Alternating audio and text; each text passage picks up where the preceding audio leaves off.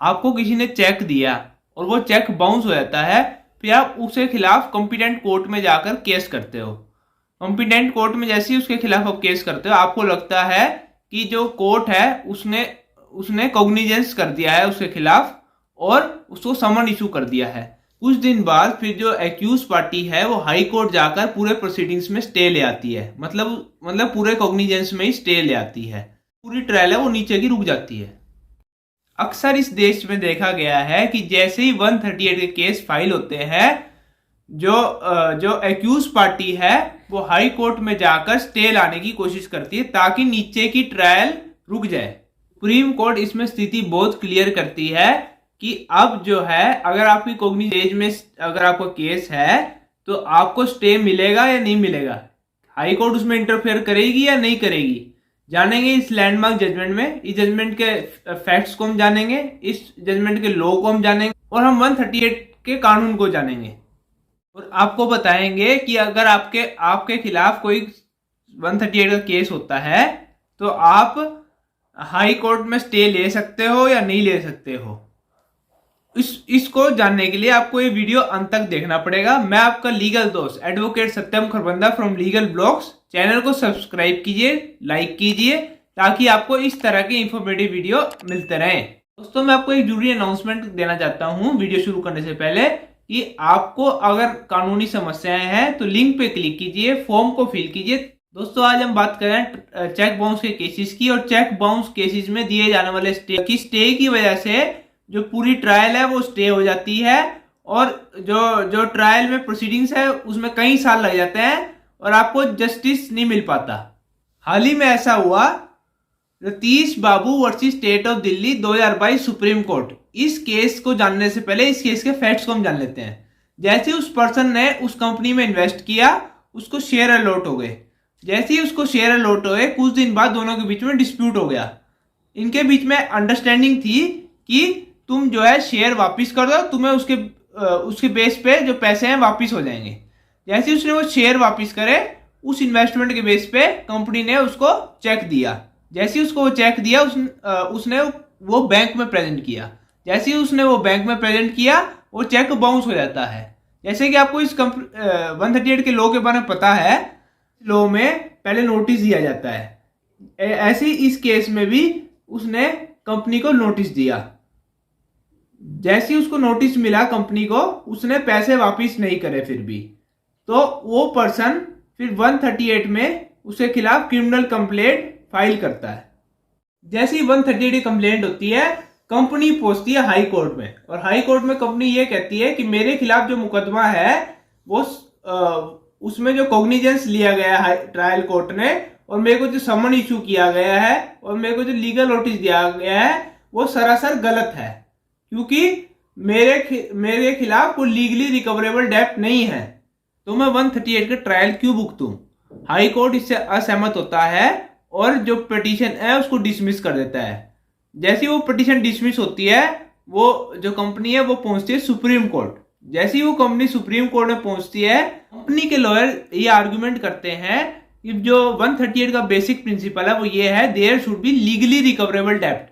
यानी जो डेब्ट है, वो डेब्ट मतलब उधारी, अगर उसके खिलाफ उधारी है तो वो चेक जो हमने प्रेजेंट किया है वो 138 के दायरे में आएगा।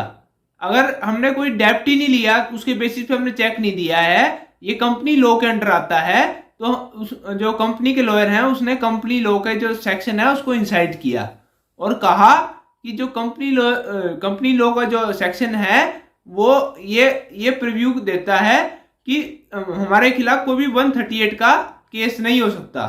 और फिर जो कंपनी का लॉयर है वो जो सुप्रीम कोर्ट से रिक्वेस्ट करते हैं, हमने जो पिटीशन फाइल करी है उसको अलाउ करो और जो हमारे खिलाफ जो कॉग्निजेंस है उसको क्वेश करो। दूसरी तरफ उस पर्सन के जो एडवोकेट हैं वो आर्गुमेंट करते हैं कि देयर इज नो डाउट कि there should be legally recoverable डेब्ट, but it should be at the stage of trial, not at the stage of pre-trial or not at the stage of cognizance। यानी अभी trial ही शुरू नहीं हुआ है तो आप ये कैसे कह सकते हैं। तो सुप्रीम कोर्ट ने दोनों के आर्गुमेंट्स को कंसीडर किया। दोनों के आर्गुमेंट जब कंसीडर कर लिए तो सुप्रीम कोर्ट ऑफ इंडिया ने अपने जो पुराने लैंडमार्क जजमेंट्स हैं उसको लेंथ में डिस्कस किया और फिर एमएमटीसी का जो उन्होंने 2012 में जजमेंट दिया था उसको कंसीडर किया। इस जजमेंट को हम जानेंगे सिंपल भाषा में ताकि आपको इस जजमेंट को समझने में कोई दिक्कत ना आए। देखिए, चेक बाउंस के केसेस क्रिमिनल लॉ से थोड़े से अलग होते हैं। क्रिमिनल लॉ में ये बेसिक प्रिंसिपल है कि आपने अगर किसी के खिलाफ एफआईआर दर्ज कराई है या उसके खिलाफ क्रिमिनल कंप्लेंट कराई है तो बर्डन ऑफ प्रूफ रहेगा कंप्लेनेंट पे। और फॉर एग्जांपल, अगर मैं किसी के खिलाफ एफआईआर दर्ज कराता हूं या उसके खिलाफ क्रिमिनल कंप्लेंट कराता हूं तो बर्डन ऑफ प्रूफ रहेगा मेरे पे कि मेरे को उसको कोर्ट को एविडेंस देना पड़ेगा कि उसने मेरे खिलाफ कुछ गलत ऑफेंस किया है। तो ऐसे ही जो 138 के केसेस होते हैं उसमें बर्डन ऑफ प्रूफ रहेगा एक्यूज पे। उसको ये प्रूव करना पड़ेगा कि जो चेक है वो मैंने नहीं दिया है, या अगर चेक दिया भी है तो वो लीगली रिकवरेबल डेब्ट नहीं है। तो मैं 138 से बात आता हूँ। इनके बीच में छोटा सा डिफरेंस है, ये है क्रिमिनल कंप्लेंट में बर्डन ऑफ प्रूफ रहता है कंप्लेनेंट पे, और जो चेक बाउंस के केसेस होते हैं उसमें बर्डन ऑफ प्रूफ रहता है एक्यूज पे कि उसको प्रूव करना पड़ता है कि जो चेक दिया है मैंने वो लीगली रिकवरेबल डेब्ट नहीं है। सो एमएमटीसी केस को डिस्कस करते हुए सुप्रीम कोर्ट ने कहा कि एनआई एक्ट में पर्टिकुलर प्रोविजन है सेक्शन 139 का, उसमें यह कहा गया है कि इट विल बी प्रिज्यूम्ड कि जो आपने चेक दिया है वो लीगली रिकवरेबल डेब्ट है। अगर प्रूव करना है कि वो आपने नहीं दिया है तो आपको ट्रायल की स्टेज में प्रूव करना पड़ेगा, ये सुप्रीम कोर्ट ने कहा। आज की तारीख में आपके पास सिर्फ एक कंप्लेंट है। अगर आप कंप्लेंट में कोई चीज नहीं भी लिखेंगे, डिटेल में नहीं डालेंगे, तो उस स्टेज में उस कंप्लेंट को डिसमिस नहीं किया जाएगा और जो कॉग्निजेंस है उसको क्वेश नहीं किया जाएगा। आपको ये सारी चीज देखनी पड़ेगी during the stage of the trial. हो सकता है कि ट्रायल की स्टेज पर हम कोई एविडेंस ले आए जिससे वो प्रूव हो जाए कि वो लीगली रिकवरेबल डेब्ट है। तो आज की तारीख में सिर्फ समन इशू हुए हैं, कोई एविडेंस लीड नहीं हुआ है और कोई ट्रायल स्टार्ट नहीं हुआ है, तो एट दिस स्टेज हम कैसे इस पे इंटरफेयर कर सकते हैं। इसलिए honourable supreme court of India ने जो कंपनी ने अपील दी थी उसको डिसमिस किया और डिटेल में गाइडलाइंस को डिस्कस किया और कहा कि जो हाई कोर्ट है वो अब समन की स्टेज में इंटरफेयर नहीं करेगा और जो चेक बाउंसी केसेस हैं उसमें क्वेश नहीं करेगा। प्लस कोई स्पेसिफिक सर्कमस्टेंस है तो बात अलग है, क्योंकि ऐसा अगर ट्रायल की स्टेज में कोई एविडेंस ले आए पार्टी जिससे प्रूव हो जाए कि वो लीगली रिकवरेबल डेब्ट है, ऐसा सिर्फ 138 के केसेस में ही होता है।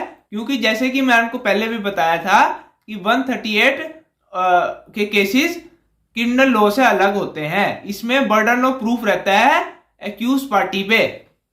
यानी इस वीडियो से हमें एक बात पता लगी कि आपके खिलाफ अगर कोई केस हो जाए तो आप हाई कोर्ट में जाकर स्टे नहीं ले सकते प्री ट्रायल के स्टेज में। और अगर आप किसी के खिलाफ 138 का केस करते हैं और वो पर्सन स्टे लेके आ जाता है हाई कोर्ट से, तो आप उस स्टे को वैकेट करा सकते हैं या उस स्टे को कैंसिल करा सकते हैं और कह सकते हैं हाई कोर्ट को कि सुप्रीम कोर्ट ऑफ इंडिया 2022 के जजमेंट में कहा है कि हाई कोर्ट को जितना हो सके 482 को इन्वोक में लेते हुए जो ट्रायल की स्टेज से पहले कॉग्निजेंस को क्वेश नहीं करना चाहिए, क्योंकि ये ट्रायल की स्टेज में ही हो सकता है कि आप उसमें प्रूव कर सकते हैं कि वो लीगली रिकवरेबल डेब्ट है या नहीं है। मुझे पूरा विश्वास है कि आपको ये वीडियो पसंद आया होगा। अगर आपको ये कंटेंट पसंद आया है तो वीडियो को सब्सक्राइब कीजिए, लाइक कीजिए और बेल आइकन पे क्लिक कीजिए। बहुत बहुत धन्यवाद। मिलते हैं अगली वीडियो के साथ।